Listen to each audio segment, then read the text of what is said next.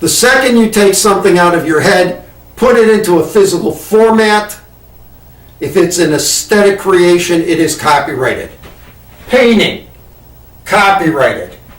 Poem, write it down, copyrighted. Poem, recorded on a videotape, recorded audio, copyrighted. Poem, write it on my dome here. I think I shall never see in my bald spot. A poem as lovely as a tree, copyrighted. If I register the copyright, then I have much stronger enforcement rights. That's why I consider copyright a little different than trade secret. Really, the registration is imperative if you're going to really go out and enforce it. The key thing about copyright is, unless a contract specifically says this is a work for hire, the presumption is the copyright remains with the person who is the author of the work or the creator of the work. So you want to be very careful about that. What's the advantage of copyrights when we're going out to commercialize? Well, there's a couple. One, trade secrets are indefinite. As long as it's a secret, you can enforce it. Patents, on the other hand, are limited in time. I believe it's 20 years now. Copyrights have longer limitations on them. It's a certain period, the life of the author plus a certain period thereafter, typically much longer than the period of a patent.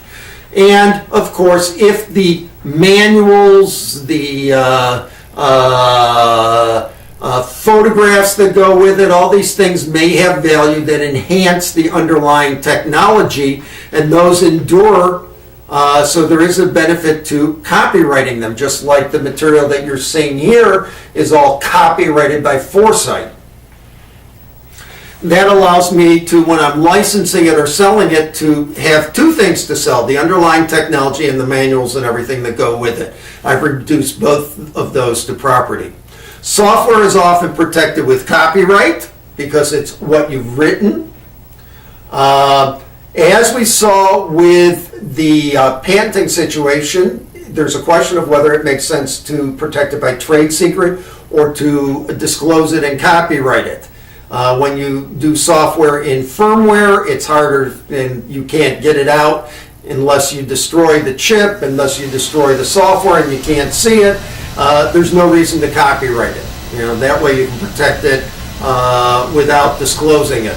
So you do have to remember that when you disclose things, you allow others to design around it. It's very easy to design around a work of art. You just sort of paint it differently. You can paint the same subject. Here's flowers. Obviously, other people have painted flowers. We saw earlier these ladies who were flying with the holding the feathers. Well, there's two different ones.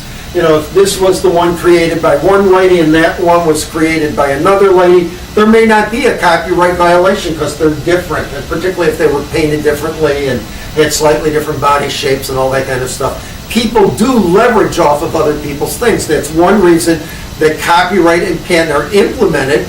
They give you a monopoly so that you can exploit your own creations, but they disclose it so that other people can build off of it. And that has both pluses and minuses, as is kind of obvious. Okay, that's copyright. So now we've seen patent, copyright, and trade secret. We're going to, before I move on, I just want to indicate there was a problem with the masks used to make chips, semiconductors, the laying up of the circuits. People said, well, those aren't really aesthetic, so they shouldn't qualify for copyright. So they put a new category in called mask, which allows you to make patterns that can be protected and thus cannot be copied without the permission of the originator. Well, now we've done trade secret, patents and copyrights. Let's go on to trademarks next.